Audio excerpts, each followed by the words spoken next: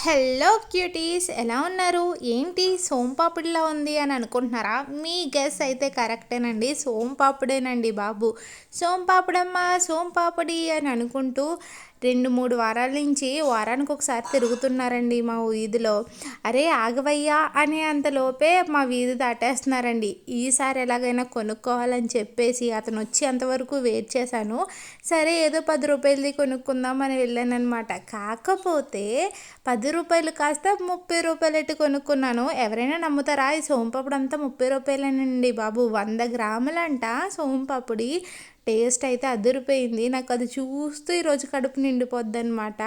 అమ్మమ్మ డబ్బాలో పెట్టేలోపు నేనైతే కొంచెం తినేసాను. ఆ డబ్బాని చూస్తూ సాయంత్రం వరకు గడిపేద్దామని అనుకుంటున్నానమాట. ఎలాగైనా మా తమ్ముడు ఈ వీడియో చూసేలోపు నేను తినేయాలని ఫిక్స్ అయిపోయాను. ఎందుకంటే ఈ వీడియో చూస్తే సాయంత్రమే ఇంటికి వచ్చేస్తాడనమాట.